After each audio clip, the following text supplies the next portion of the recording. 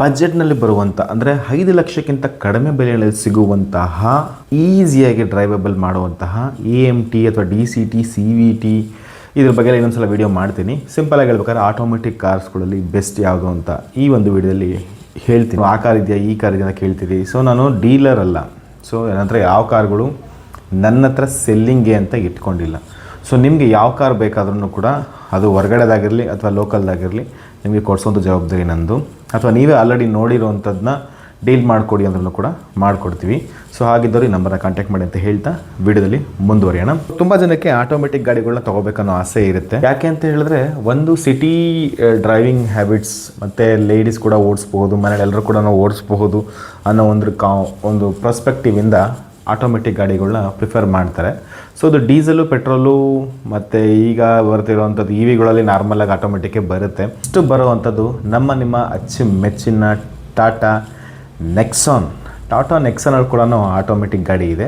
So ಅದರಲ್ಲೂ ಕೂಡ first ಜನ್ರೇಷನಲ್ಲಿಂದನೂ ಕೂಡ ಅವೈಲೇಬಿಲಿಟಿ ಇದೆ. 17, 18, 19 ಮಾಡಲಿಂದನೂ ಕೂಡ ಆಟೋಮೆಟಿಕ್ ಇದೆ. ಸೊ ಇದು ಕೂಡ ನಿಮಗೆ ಪ್ರೈಸ್ ವ್ಯಾಲ್ಯೂ ಒಂದು 3.5, 4.5 ಡಿಪೆಂಡ್ಸ್ ಆನ್ ಕಂಡೀಷನ್ ಮೇಲೆ ಕೂಡ ಇದು ಕೂಡ ಸಿಗುತ್ತೆ. ಇದು ಯಾಕೆ ನಾನು ಫಸ್ಟ್ ಪ್ರಿಫರೆನ್ಸ್ ಮಾಡ್ತೀನಿ ಅಂತ ಹೇಳಿದ್ರೆ 50 ರೇಟಿಂಗಲ್ಲಿ ಕೂಡ ಬಹಳ ಮುಂದೆ ಇದೆ.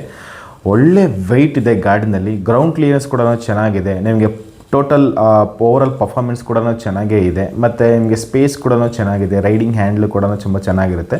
ಸೊ ಇದರಲ್ಲೂ ಕೂಡ ಪೆಟ್ರೋಲ್, ಡೀಸೆಲ್ಲು, ಇವಾಗ CNG, EV ಎಲ್ಲನೂ ಇದೆ. ಬಟ್ ಆಟೋಮೆಟಿಕ್ ಓಡಿಸಿರೋಂಥವ್ರಿಗೆ ಸೊ ಪೆಟ್ರೋಲ್ ಆಟೋಮೆಟಿಕ್ ಕೂಡ ಅವೈಲೇಬಿಲಿಟಿ ಇದೆ, ಡೀಸೆಲ್ ಆಟೋಮೆಟಿಕ್ ಕೂಡ ಅವೈಲೇಬಿಲಿಟಿ ಇದೆ. ಸೊ ಕಂಡೀಷನ್ ನಿಮ್ಗೇನಾದರೂ 1 ಲಕ್ಷದಿಂದ 1.5 ಲಕ್ಷದ ಒಳಗಡೆ ಪ್ರಾಪರ್ ಸರ್ವಿಸ್ ಹಿಸ್ಟ್ರಿ ರೆಕಾರ್ಡ್ ಇದ್ದು ಗಾಡಿ ಕಂಡೀಷನ್ ಇತ್ತು ಅಂತ ಹೇಳಿದ್ರೆ ತೊಗೋಬೋದು. ಇದು ಕೂಡ one of the big super option. But ಇದರಲ್ಲಿ ಡ್ರಾಬ್ಯಾಕ್ ಏನು ಅಂತ ಹೇಳಿದ್ರೆ ಇದು ಬಂದು AMT. ಸೊ ನಿಮಗೆ ಓಡಿಸ್ಬೇಕಾದಾಗ ಸ್ವಲ್ಪ ರಬ್ಬರ್ ಬ್ಯಾಂಡ್ ಫೀಲಿಂಗ್ ಸಹಜವಾಗೇ ಇರುತ್ತೆ. ಇನ್ನು ಎರಡನೇ ವಿಷಯಕ್ಕೆ ಬಂತ ಹೇಳಿದ್ರೆ ಇದು ರೆಕಮೆಂಡ್ ಮಾಡೋಕ್ಕೆ ನಂಗೆ ಪರ್ಸ್ನಲಿ ಇಷ್ಟ ಇಲ್ಲ. ಬಟ್ ಪ್ರೈಸ್ ಬ್ರ್ಯಾಕೆಟ್ನಲ್ಲಿ ಲೆಕ್ಕಾಚಾರ ಹಾಕಿದ್ರೆ ಇದು ನಿಮಗೆ ನಿಜವಾಗ್ಲೂ ವರ್ತ್ ಇದೆ. ಅದು ಬೇರೆ ಯಾವುದೂ ಅಲ್ಲ, ನಿಮ್ಮ ಎಲ್ಲರ ಅಚ್ಚುಮೆಚ್ಚಿನ ಬ್ರಿಜಾ. ಈ ಬ್ರಿಜಾ ಗಾಡಿ ಕೂಡ ಆಟೋಮೆಟಿಕ್ ಇದೆ. ಇದು ಕೂಡ ಒಳ್ಳೆ ಮೈಲೇಜ್ ಇರುವಂತಹ ಟೊಳ್ಳು ಗಾಡಿ. ಬಟ್ ರಿಲಯಬಿಲಿಟಿ ಮತ್ತು ಲೋ ಮೇಂಟೆನೆನ್ಸ್, ಹೈ ಮೈಲೇಜ್ನ ಎಕ್ಸ್ಪೆಕ್ಟ್ ಮಾಡುವಂಥ ಸೋ ಕಾಲ್ಡ್ ಬುದ್ಧಿಜೀವಿಗಳಿಗೆ ಈ ಒಂದು ಬ್ರಿಜಾ ಸೆಕೆಂಡ್ ಆಪ್ಷನಾಗಿ ಕೂಡ ಇಟ್ಕೋಬಹುದು.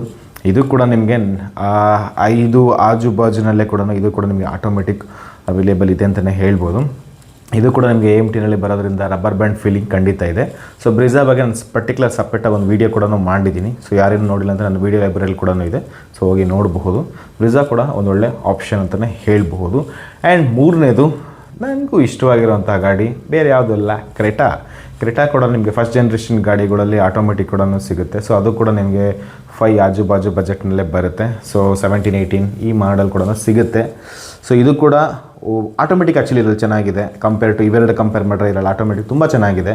ಸೊ ಇದನ್ನು ಕೂಡ ನೀವು ಕನ್ಸಿಡರ್ ಮಾಡಬಹುದು. ಒಂದು ಒಳ್ಳೆ ಆಪ್ಷನ್, ಓಡಿಸೋದಕ್ಕೆ ತುಂಬ ಚೆನ್ನಾಗಿರುತ್ತೆ ಇದು. ಆ್ಯಕ್ಚುಲಿ ಮೈಲೇಜ್ನ ತಲೆಯಿಂದ ತೆಗೆದುಬಿಟ್ರೆ ಸ್ವಲ್ಪ ಮೈಂಟೆನೆನ್ಸಲ್ಲಿ ಸ್ವಲ್ಪ ಕಂಪೇರ್ ಟು ಇವುಗಳು ಎರಡು ಕಂಪೇರ್ ಮಾಡಿದ್ರೆ ಒಂಚೂರು ಪ್ರೈಸ್ ವೈಸ್ ಸ್ವಲ್ಪ ಮೈಂಟೆನಿಂಗಲ್ಲಿ ಸ್ವಲ್ಪ ಜಾಸ್ತಿ ಬರುತ್ತೆ. But it's okay. But performance wise is good enough ಅಂತಲೇ ಹೇಳ್ಬೋದು ಕಂಪೇರ್ ಟು ಇವೆರಡು ಕಂಪೇರ್ ಮಾಡಿದ್ರೆ.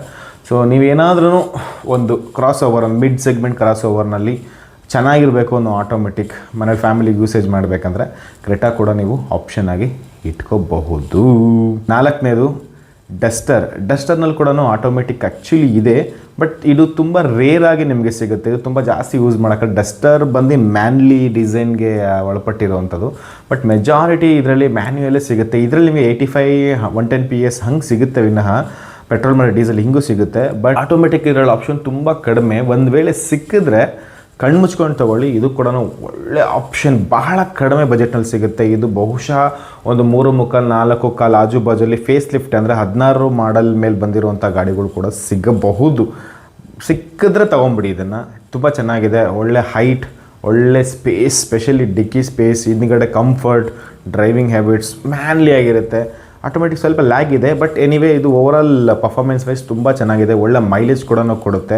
ಇದು ಕೂಡ ಕಡಿಮೆ ಮೇಂಟೆನೆನ್ಸ್ ಇರುವಂತಹ ಗಾಡಿಗಳಲ್ಲಿ ಇದು ಕೂಡ ಒಂದು. ಇದನ್ನು ಕೂಡ ನೀವು ಆರಾಮಾಗಿ ತೊಗೋಬಹುದು. ತುಂಬ ಇದೆ. ಬಟ್ ಈಗ ಅಟ್ ಪ್ರೆಸೆಂಟ್ ಟ್ರೆಂಡಿಂಗಲ್ಲಿ ನೋಡಿದ್ರೆ ರೆನಾಲ್ಟ್ ಕೈಗರ್ ಮತ್ತು ನಿಸಾನ್ ಮ್ಯಾಗ್ನೆಟ್ ಎರಡರಲ್ಲೂ ಕೂಡ ನಿಮಗೆ ಇರೋದು similar engine, similar platform, badging ಮಾತ್ರ ಬೇರೆ ಅಷ್ಟೇ. ಇದು ಗೊತ್ತಿರೋಂಥ ವಿಷಯ ನಾನು ಲಾಸ್ಟ್ ವೀಡಿಯೋದಲ್ಲಿ ಹೇಳಿದ್ದೀನಿ.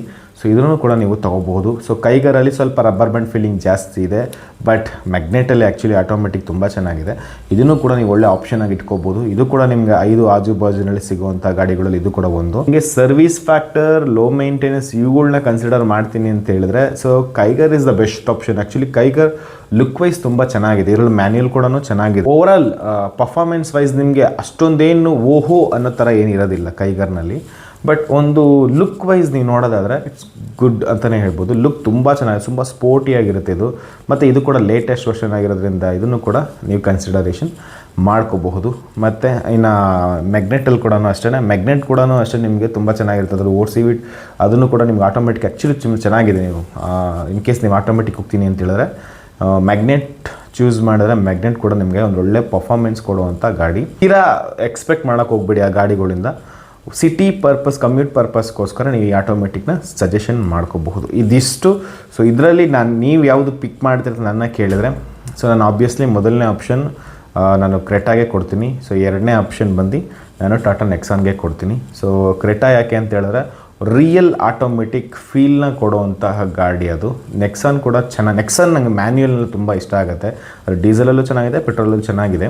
ಬಟ್ ಅದ್ರಲ್ಲಿ ಆಟೋಮೆಟಿಕ್ ಅಂತ ಆಪ್ಷನ್ ಬಂದಾಗ ನನಗೆ ಅದರಲ್ಲಿರುವಂಥದ್ದು ಅಷ್ಟು ಆ ಫೀಲ್ ಏನು ಓವರಾಲ್ ಡ್ರೈವಿಂಗ್ ಎಕ್ಸ್ಪೀರಿಯನ್ಸ್ ಏನಿದೆಯೋ ಅಷ್ಟು ನನಗೆ ಚೆನ್ನಾಗಿಲ್ಲ ಅಂತ ನನ್ನ ಭಾವನೆ ಅಷ್ಟೇ. ನೀವು ಆಟೋಮೆಟಿಕ್ ಕ್ರೆಟಾನಲ್ಲಿ ಅದು ಫಸ್ಟ್ ಜನ್ರೇಷನ್ ಆಗಿರ್ಬೋದು, ಸೆಕೆಂಡ್ ಜನ್ರೇಷನ್ ಆಗಿರ್ಬೋದು, ಫೇಸ್ ಲಿಫ್ಟ್ ಎಡಿಷನ್ ಆಗಿರ್ಬೋದು, ಯಾವುದೇ ಆಗಿರಲಿ, ಅದರಲ್ಲೂ ಕೂಡ ಪೆಟ್ರೋಲ್ ಎಡಿಷನಿಗೆ ಕೂಡ ಇದೆ ಮತ್ತು ಡೀಸೆಲ್ ಕೂಡ ಇದೆ. ಸೊ ಎರಡೂ ಕೂಡ ತುಂಬ ಚೆನ್ನಾಗಿದೆ. ಸೊ ನೀವು ಮ್ಯಾನ್ಯುಯಲ್ ತೊಗೊಂಡ್ರೂ ಗಾಡಿ ಚೆನ್ನಾಗಿದೆ, ಆಟೋಮೆಟಿಕ್ ತೊಗೊಂಡ್ರೂ ಕೂಡ ಗಾಡಿ ಚೆನ್ನಾಗಿದೆ. ಸ್ವಲ್ಪ ಕಾಸ್ಟ್ ವೈಸ್ ನೋಡಿದ್ರೆ ಸ್ವಲ್ಪ ಫ್ರಂಟ್ ಇದೆ ಅಷ್ಟೇ, ಅದನ್ನು ಬಿಟ್ಟರೆ ಗಾಡಿ ಆ್ಯಕ್ಚುಲಿ ತುಂಬ ಚೆನ್ನಾಗಿದೆ ಅಂತಲೇ ಹೇಳ್ಬೋದು. ಆ್ಯಂಡ್ ಇದನ್ನು ಹೊರತುಪಡಿಸಿ ಸಾಕಷ್ಟು ಇದೆ. ಇನ್ನು compact SUV, compact crossover ಕ್ಯಾಟಗರಿನಲ್ಲಿ ಸಾಕಷ್ಟು ಬರುತ್ತೆ. ಬಟ್ ಇವುಗಳನ್ನ ನೀವು ಟ್ರೈ ಮಾಡಿದ್ರೆ, ಇವುಗಳು ಯಾಕೆ ನಿಮಗೆ ಹೇಳಿದೆ ಅಂತ ಹೇಳಿದ್ರೆ, ಇವುಗಳಿಗೆ ನಿಮಗೆ ಸ್ಪೇರ್ ಪಾರ್ಟ್ಸ್ಗಳಾಗಿರಲಿ ಅಥವಾ ನಿಮಗೆ ಡ್ರೈವಿಂಗ್ ನೇಚರ್ ಆಗಿರಲಿ, ಮೈಂಟೆನೆನ್ಸ್ ಆಗಿರಲಿ, ಎಲ್ಲನೂ ಕೂಡ ನಿಮ್ಮ ಕಂಟ್ರೋಲ್ನ ಇರುತ್ತೆ. ಸರ್ವಿಸ್ ಏರಿಯಾ, ಸರ್ವಿಸ್ ನೆಟ್ವರ್ಕ್ ಕೂಡ ತುಂಬ ಚೆನ್ನಾಗಿರುತ್ತೆ. ಇವುಗಳಲ್ಲಿ ಆಲ್ಮೋಸ್ಟ್ ಎಲ್ಲದೂ ಕೂಡ ರೀಸೆಲ್ಲಿಂಗ್ ವ್ಯಾಲ್ಯೂ ಒಂದು ಲೆವೆಲ್ಗೆ ಚೆನ್ನಾಗಿದೆ ಅಂತಲೇ ಹೇಳ್ಬಹುದು. ಸೊ ಇದನ್ನು ನೀವು ಕನ್ಸಿಡರ್ ಮಾಡ್ಬೋದು.